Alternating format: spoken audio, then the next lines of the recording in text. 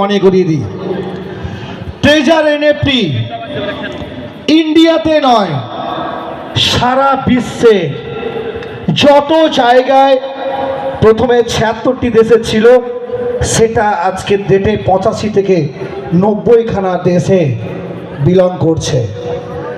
আমাদের যিনি executive editor, কোম্পানির যিনি পরিচালক, তিনি ঘোষণা করেছেন যে বিশ্বের মধ্যে 1 নম্বর ইউনিট, তার নাম মেদিনীপুর। সেই পুরস্কার আমরা পেয়েছিলাম উড়িষ্যাতে, যখন প্রথম ন্যাশনাল সামিট হয়েছিল। সারা ইন্ডিয়ার সমস্ত অ্যাম্বাসাডাররা যখন এক জায়গায় মিলিত হয়েছিল, সেইখানেই আমাদের কেবিন স্যারের পাঠানো মেদিনীপুর ইউনিটের পুরস্কার রঞ্জিত বাবুর হাতে প্রদান করা হয়েছিল।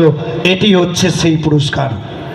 আজকে বিশ্বের 1 নম্বর ইউনিট মেদিনীপুর ইউনিট, এত বড় মিটিং আজকের ডেটে প্রমাণ করে দিল যে মেদিনীপুর পারে এরকম একটি সিস্টেমকে অল্প সময়ের মধ্যে প্রত্যেকটা বাড়িতে বাড়িতে পৌঁছে দেওয়ার জন্য, আজকে তার জন্য এই সিস্টেম আজকে সাকসেস হতে যাচ্ছে।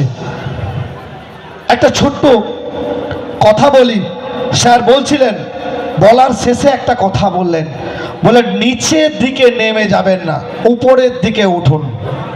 একটা কথাই আছে, সক্রেটিসকে তার একজন ছাত্র বলছে, স্যার আপনি এত কিছু পড়াচ্ছেন কিন্তু আমি সাকসেস হতে পারছি না স্যার, আমাকে সাকসেস হতে গেলে কি করতে হবে?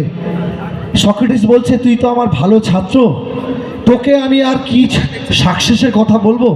ঠিক আছে, চল দুজনে মিলে একটা নদীর কিনারায় ঘুরতে ঘুরতে নির্জল পরিবেশে তোকে বলবো কিভাবে সাকসেস হতে হবে।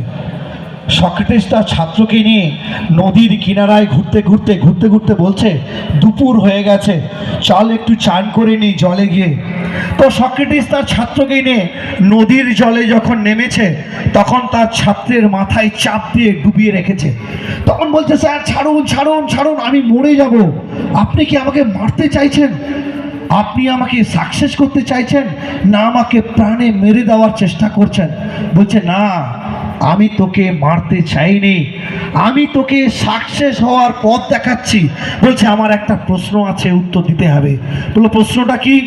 না, যখন আমি তোর মাথা থেকে জোরে চাপিয়ে জলে ডুবিয়ে রেখেছিলাম, তখন তোর মাথায় প্রথম কি প্রশ্ন এসেছিল? বলছে, তোর মাথায় প্রথম কি প্রশ্ন এসেছিল?